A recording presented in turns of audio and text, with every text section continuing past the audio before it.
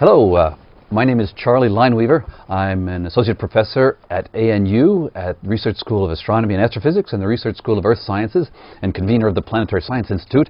And I'm here today. Today is Friday, May 18th, and I'm here with Paul Davies.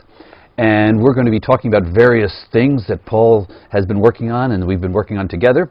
And Paul will give a lecture called The Eerie Silence in about 2 hours from now. Right.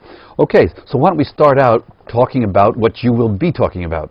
Your new book, The Eerie Silence. I guess one question is there silence? And if there is, why is it eerie? Right. So what's the subject about? Okay, it's The Eerie Silence. I wrote it for the 50th anniversary of SETI. So SETI is the Search for Extraterrestrial Intelligence. And this is something that was started in 1960 by an astronomer called Frank Drake, using a radio telescope to sweep the skies in the hope of picking up a message from some alien civilization. So a slightly crazy thing to do, and at the time everybody's very skeptical that this would ever succeed. In fact, they were very skeptical that there was anybody out there anyway. So it was a rather quixotic enterprise. But these days, I think it's taken more seriously. And so for the 50th anniversary, I thought, well, I would like to write a book as a sort of well-wisher, bystander, and fellow traveller. Write a book reviewing their 50 years and 50 years of silence, because, of course, they have picked up no messages from alien civilizations. No messages from No messages at all. So then the question is, well, does that mean we're alone in the universe, or might we be looking for the wrong thing in the wrong place? And what can we do to move this field along? So it's eerie because you expected to hear something and we haven't. Right. I think there is something a little bit chilling about the thought that we might be alone in the universe. But even more chilling is the thought that the universe may be teeming with intelligent life, but that they don't survive long enough to contact us. And so either way, I think it's something that makes people feel a bit uneasy. Why uneasy? I mean, I would be, like, I think Stephen Hawking says, hey, if they're out there, let's keep our heads low because they don't care about us. Yeah, so I think that's ridiculous. So I would call it, you think it's yeah, ridiculous? I think it's a really ridiculous statement. And the reason for that is that aliens be a problem. What would they want of Earth? They surely don't want the humans on the Earth. They would want our planet. And the planet's been here for 4.5 billion years. If they wanted Earth, they could have come and got it at any time. They don't need us to tell them. Well, an ant in an ant hive would equally say the same thing. Oh, I wonder if they're going to... We don't care about ants, but we leave them alone in general unless we feel, oh, we got to move a road there, build a house there. So just like in the Right. Hitchhiker's Guide to the Galaxy, right? Hey, they don't care about us. Absolute apathy. And that's kind of scary when there's the omniscient beings, or the closest thing to omniscient advanced civilization, don't care a whit about humanity. They quite likely don't. But I don't think there's anything dangerous in attempting to communicate. That's the point. Now, it's important to realize that SETI is a passive program. It's just listening in for their radio traffic. But some people like to do METI, messaging extraterrestrial intelligence. And WETI? What is WETI? Waiting for extraterrestrial intelligence. Do nothing and just wait. Right. You don't subscribe to that as a technology? No. And I think Stephen Hawking's remarks were in the context of METI, that is sending messages, because if we tell ET we're here, they may come over and wipe us out or something. But I just think this is it's just confounding two issues. It seems to me that if the aliens wanted our planet, they could come and get it at any time. They could have come at any time in the last 4.5 billion years. Why would they suddenly show up now, just as we're getting interested in them? So how have the reviews been of your book? Is anybody surprised at your points of view, or is it anything iconoclastic about it, or anything that... I was embarrassed at how good the reviews were, because almost uniformly some very distinguished colleagues were saying really nice things about this book. Well, what I try to do with all my books is to write carefully. I like to be provocative, but I also like to point out, well, this argument, is slightly crazy. This is against the conventional view. Other people might think differently, and so the book is full of health warnings that this subject is speculative even by the standards of modern theoretical physics, which is pretty speculative. And so I think with all those cautions inserted, then some of my speculations, which I admit are a little bit wild, probably went down well enough with the reviewers. Okay, so you and I think first met in the course called Are We Alone that I was running at USW. Yeah. And we had the great Drake equation debate. And one of the things that I'm confused about, the students are confused about, and maybe you're confused about is what the word we means in the question, are we alone? So it could mean, for example, we human beings, or we human-like intelligences, or we the life forms of Earth, or maybe even we the far from equilibrium dissipative systems. Right. And I've said, well, if we define life in this broad way as being a far from equilibrium dissipative system, like a hurricane or convection, then we're not alone. We've already found them, and the story's finished, and no big deal. And it's not eerie anymore because there's no silence, because we can already see ourselves out there. So what do you make of that more iconoclastic, in your disrupting style of probing at the foundations of what the meaning, what the definition of life is? Well, I'm less interested. I was hoping you'd look more favorably on that because of your disruptor. Right. I'm less interested in, for this purpose of SETI, in life, but more interested in intelligence. And so the first thing is that if there is intelligent life out there in the universe, I think biological intelligence will be a very short phase in the evolution of intelligence in the universe, because it will very soon hand over to some sort of designed artificial type of intelligence. We're already doing that here on Earth. So the we doesn't just mean sentient beings capable of developing technology. It means they're technological products which are likely to be intellectually far more powerful than their originators and their creators. So according to that's this, that's the community of beings that I'm interested in, whether they exist or not. And so you've taken what humans have done and created a generic group in the universe called human intelligent technological development. In other words, are humans in this respect alone on Earth? Yes, okay. Because we are the only, I would say, truly intelligent animal on Earth. And by truly intelligent, I mean that we're the only one, as far as we know, the only one who has figured out, for example, the laws of physics, and is able to write down equations to predict phenomena like eclipses, or how to send a rocket to Mars, or something like that. We know about the existence of neutrinos, which you can't see in daily life. I don't think ducks or kangaroos know about neutrinos. Of course, it would be hard to know because well, dogs can catch frisbees and balls, so they they know about the path of a ball through the air. But they're and not doing they it by smell integrating. Things that I mean, my dog can find a ball with her nose, and I can't do that. So. Yeah, I hear you saying, "Oh, humans are unique this way, this way, this way," and it makes me want to squint, because every species, we are unique just like every other species. But you think, oh, but our ways of being unique are better or more generic than other ways. And the reason I think you are, because I would argue that is a crazy idea, because that idea has already been tested. And the tests have been Australia, South America, Madagascar, New Zealand. That is, there have been vertebrates there with brains. If it were good to have a big brain, then we would have seen big brains emerging and evolving on those places over the hundreds of millions of years of the experiment. And to pretend that everything wants to be a human being or evolve in that direction to have technology. And I agree with you there. I don't think that there's any teleology. That is, I don't think evolution is directed towards greater intelligence. I think the human-like intelligence. Yeah, right. So but I want to come back to this idea that a dog can catch a frisbee. Yeah, it's doing that, but it's not doing it by integrating the differential equations and predicting the path of the frisbee. So, stop. But so more than 500 years ago, we couldn't know how to integrate. We didn't have this fancy mathematics you're talking about as our great thing. So we were not human-like intelligent then. We had the potential at that stage. So the modern human brain must have evolved tens of thousands of years ago, but it hasn't realized its potential of a decoding nature until the last 300 years. So it's a very deep mystery, I think, as to why the human brain evolved to have these capabilities when it has no obvious survival value.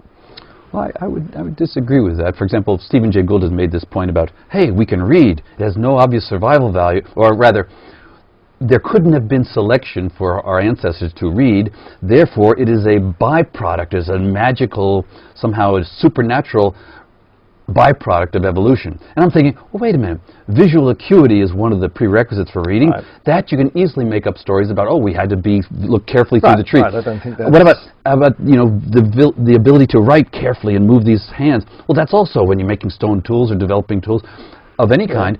So I agree with reading. Mathematics, I think, is a different story. So the ability to abstract, the ability to say, okay, wait a minute, let's make a model of what might happen to this ball if I throw it. And that's kind of halfway to mathematics as far as I'm concerned. Well, but... I could draw a picture, I could draw a line here. So, oh, I think it's going to go like this. And then if we have it fast enough, it'll go like this. I mean, mathematics is an abstract thing, and abstract thought, you can easily wave your hands and explain how that might have evolved for a purpose. Yeah, I think you can make up these stories about why it is we've got this extraordinary ability, and it is an extraordinary ability because it's not just a matter of we can put a few squiggles on a piece of paper and just sort of describe the world around us. We can tap into the deep hidden subtext of nature, the laws on which the universe runs. And that's something that you don't need to do to survive in daily life. After all, most people don't do it. Most people get through life.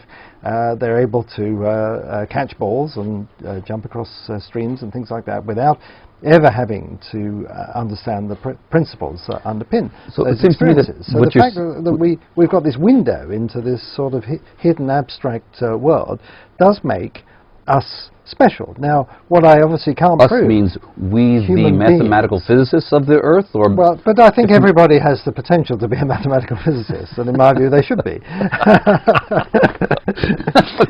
Okay, we got your cards on the table there. Okay, everybody should be a mathematical physicist. Well, everybody should have an opportunity to do it, because... to be as smart as you are. So I divide the world into mathematical physicists and the rest. Okay, all right, well, good. I don't, so I think... Okay, now you brought up the idea of the laws of physics, and you wrote a book in 1992 called The Mind of God, and got the Templeton Prize in 1995. Yeah. And I kind of make fun of you and I say, Paul got the Templeton Prize for being unable to distinguish between the mind of God and the laws of physics. So can you defend yourself? Oh, well, it's depends what you mean by God. Do I need to defend myself for getting a prize? Yes, for those of us the atheists, yes, you need to defend yourself. Well, I blame Stephen Hawking, because you see that the term "the mind of God" is in the last sentence of his famous book, A Brief History of Time, in which he said if we could pull all this grand unified theory together, truly we would know the mind of God, and so that was the starting point. But he was using that as a metaphor. Now I think he would call himself an atheist, and he was using it as a metaphor, and maybe to sell some books. And you picked it up to sell some books? Yeah, right. But I've always been interested in these deep issues of existence, whether we can explain the universe, give an ultimate explanation for the universe. And what interests me is the laws of physics. So I don't think there's any great mystery about how the universe can come into existence, given the laws of physics. For example, these laws of physics enable particles to pop into existence where there were no particles before. And so we can see a mechanism whereby the universe could come into existence in accordance with the laws of physics. But of course, that doesn't mean the universe is coming to existence from nothing. The laws of physics have to, as it were, be there. Now, when I say there, not necessarily existing within time prior to the beginning of the universe, because we think that the Big Bang was the origin of space and time as well as matter and energy, but they have to be somehow logically prior. So we have to assume the existence of the laws of physics, and that's what I want to know. Where do the laws of physics come from? Why do they have the form that they do? Okay, now this reminds me of a question called why is there something rather than nothing? It seems to me you have in your head there are no laws of, there's something called nothing, a platonic nothing in which there are no laws of physics, and so you're imagining this state, and then you're saying, okay, let's add to this platonic nothing these platonic laws.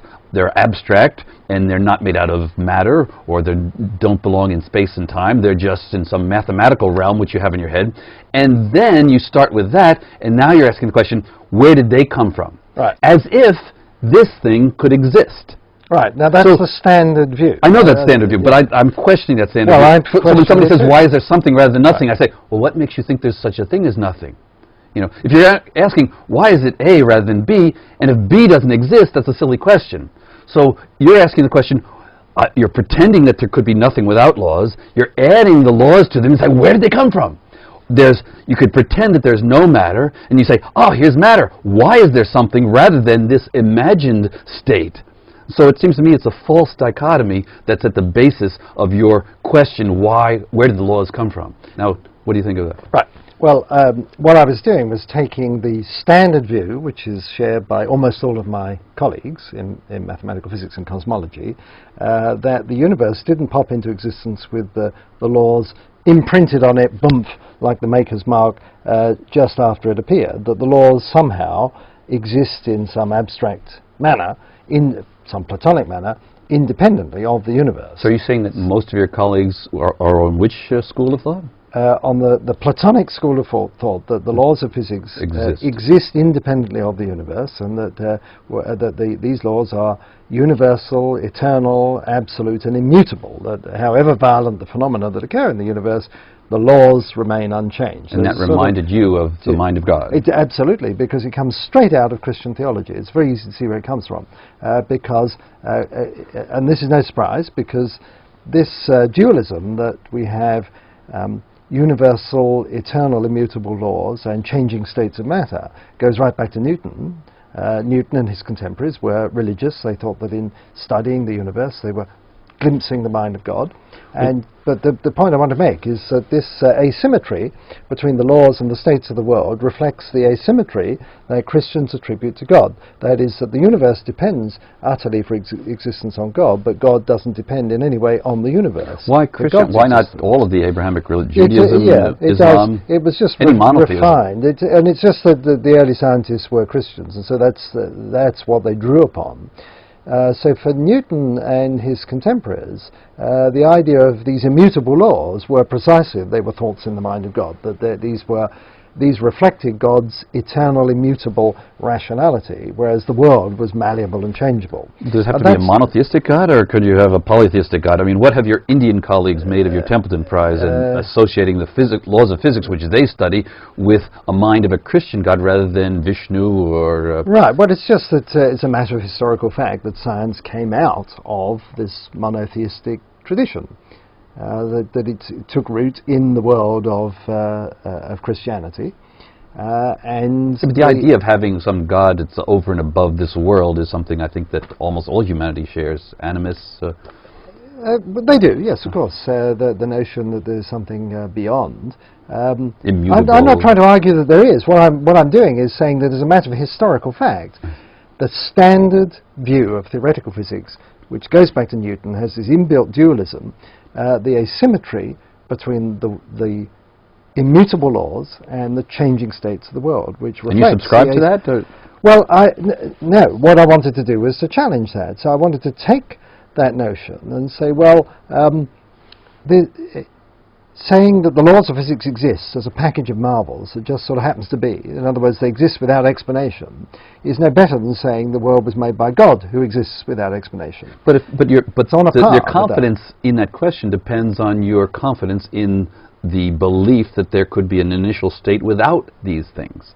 And then you just moving the buck and say, okay, well, how do you explain that? Whatever you're going to put over there, it's going to have some qualities. Why would that be more basic or fundamental? This is the Tower of Turtles problem. That if we're trying to explain the world in terms of something else, and then that in terms of something else, we follow this chain down to the base of the Tower of Turtles, where you have a levitating super turtle that's holding everything up, and then you can ask, what is that entity? And some people say, well, that must be God, or some sort of God, and that we go no further, because if you ask the question, where does God come from, how do we explain God, they say that you can't ask that question. Mm-hmm. Or it's the laws of physics, and then you ask most physicists, well, where do the laws of physics come from? They say, oh, you can't ask that question. That's outside the scope of science. So, or it might be something else we haven't thought of, some mathematical principle, some abstract principle. Who knows? But every Tower of Turtles, of course, either has an infinite regress or it has a levitating super turtle. That is something that you accept without explanation. Richard Dawkins, in his book The God Delusion, was making fun of the idea of God as an explanation for this complicated world around us, because anything that would create this complicated world would have to be even more complicated. Yeah. Right? So in your view of the, let's substitute, biology with the laws of physics, and wouldn't you have to say anything that could create the laws of physics would have to be even more complicated to have created it? Is your view susceptible to that criticism?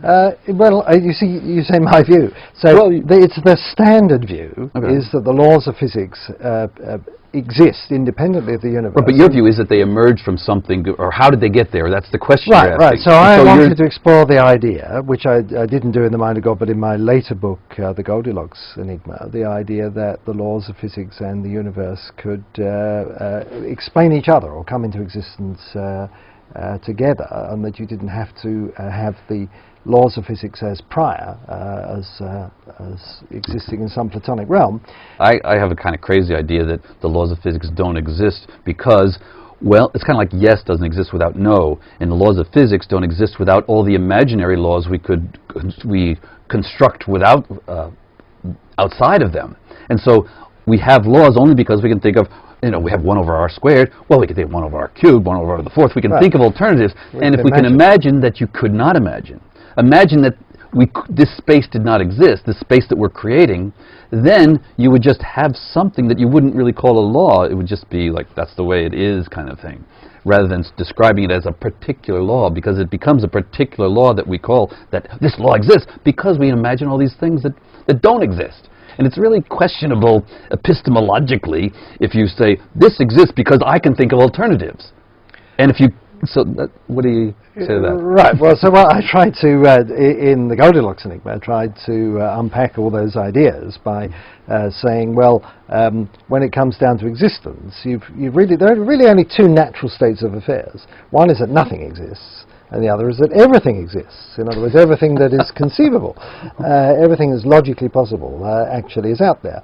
I don't know Well, how about anybody what who- exists, and that's something in between, isn't it? Yeah, that's the point. No, so if so, I know of only one person who takes seriously the idea that everything exists. That's Max Tegmark at MIT. So I think most people, and certainly most scientists, think that less than everything exists. And if less than everything exists, then there has to be a boundary in the space of all possible things that separates those things which can exist and actually do from those things that could have existed but don't. In other words, we've got 2 categories of things. We've got those that are possible and actual, and those that are possible but never made it. And then you wanted to come up with the question, who gets to choose?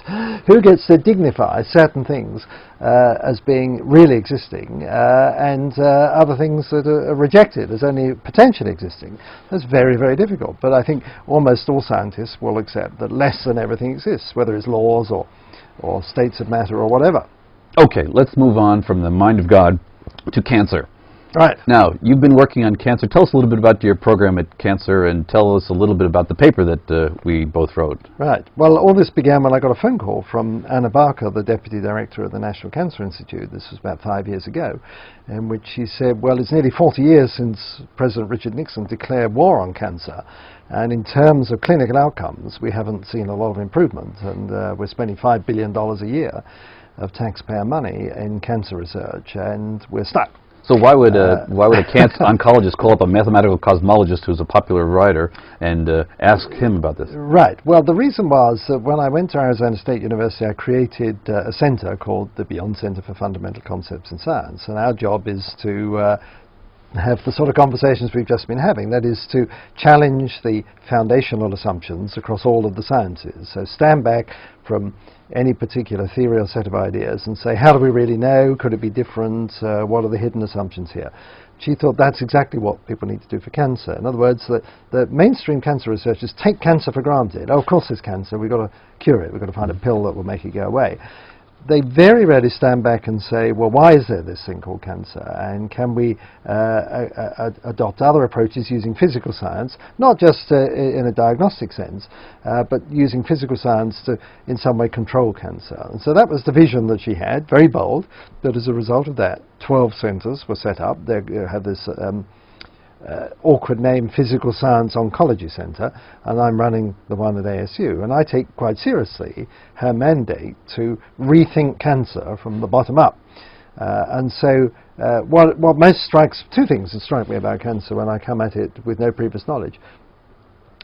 One is that it's really hard to get rid of. It seems to be extraordinarily good at evading everything the body and the medical profession can throw at it. So, in other words, it's an extremely efficient type of process. And the other is it's pervasive in the biosphere. It's not just a human disease. What have we been able to contribute here? Right. Why don't you describe the novelty? I think we are the first to come up with what I would regard as a proper theory of cancer. And I'm not talking, when I say theory of cancer, about, well, what is it that might give you cancer? Because, of course, there are plenty of theories of that sort. No, it's much deeper. It's how cancer fits into the great story of life as it has unfolded on Earth over the last 1 or 2 billion years. And it fits in because cancer is a condition that afflicts most multicellular organisms, and therefore it's likely that it has deep evolutionary roots that go back to the dawn of multicellularity over 1 billion years ago. Very few cancer biologists ever think about evolution, and if they do, they don't think in terms of these very long timescales. Why don't they? Why are oncologists kind of ignoring evolution? Why do they think they can get away with trying to cure something or fix something or understand something without understanding where it came from? I suppose if you're presented with a patient with a condition here and now, then your natural thought is we've got to get rid of this thing, and there is that tendency to think of cancer as like an invader. This is how people react when they're diagnosed with cancer. They say, I want it out of me. I don't want this thing in me, as if it's like some alien that's taken root. This is not a very helpful reaction, because I think if we're to manage cancer in some more efficient way, and we don't need to cure. I think we could get over this idea that people need to be cured of cancer. We don't need to cure people. We've just got to make sure that the cancer doesn't spread around the body and kill them. And so we have to hold it in check. So I see cancer as a bit like old age. It would be stupid to say we must cure old age. We can't have this anymore. A lot of people are trying to do that. You can mitigate the effects of old age, and in the same way you can mitigate the effects of cancer. But we could mitigate its effects and manage it so that people, in effect, die of something else. And so that's the goal of the cancer research that you and I are doing. Well, I think so, because if we understand how it fits into the life story, then we're in with a much better chance of controlling it. And why is that? Well, you might think that if cancer kills people, evolution should have eliminated it a long time ago. But there's a lot of evidence that when you look at the genes that are driving the cancer, these are the same genes that are active in the early stage of embryo development. Of course, we can't get rid of those. They're foundational genes, and very ancient genes for that reason. So they lay down the basic body plan. Now, they're supposed to be... I'm going to have to interrupt you. I think we're going to have to stop there. We don't have time to go into any more details about the research that we're doing. But they can read the paper. That's right. Read the paper in Physical Biology, right? Yes. Davies and Lineweaver, an article in Physical Biology, and please read that if you'd like to know more. And Paul, thank you very much for coming here, and I'm looking forward to your lecture in about an hour now. Right. And it was great talking to you. Yeah. I'll shake your hand. Great. Thank you.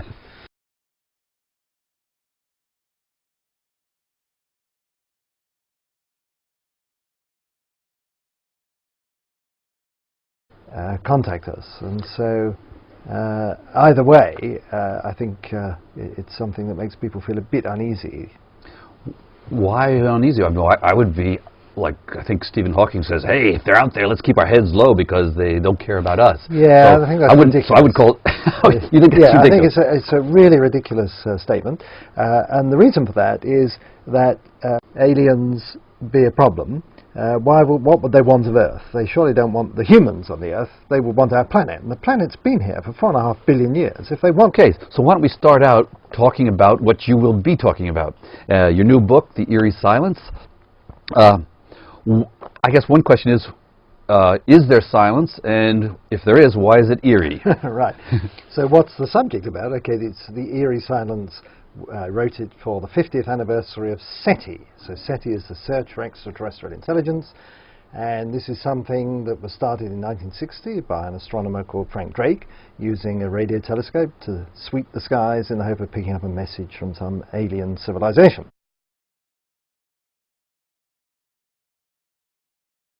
Hello, My name is Charlie Lineweaver. I'm an associate professor at ANU at Research School of Astronomy and Astrophysics and the Research School of Earth Sciences and convener of the Planetary Science Institute. And I'm here today. Today is Friday, May 18th, and I'm here with Paul Davies. And we're going to be talking about various things that Paul has been working on and we've been working on together. And Paul will give a lecture called The Eerie Silence in about 2 hours from now. Right. Okay. So a slightly crazy thing to do, and at the time everybody's very skeptical that this would ever succeed. In fact, they were very skeptical that there was anybody out there anyway. So it was a rather quixotic enterprise. But these days, I think it's taken more seriously. And so for the 50th anniversary, I thought, well, I would like to write a book as a sort of well-wisher, bystander, and fellow traveller. Write a book reviewing their 50 years and 50 years of silence, because, of course, they have picked up no messages from alien civilizations. No messages. No messages at all. So then the question is, well, does that mean we're alone in the universe, or might we be looking for the wrong thing in the wrong place? And what can we do to move this field along? So it's eerie because you expected to hear something and we haven't. Right. I think there is something a little bit chilling about the thought that we might be alone in the universe, but even more chilling is the thought that the universe may be teeming with intelligent life, but that they don't survive long enough to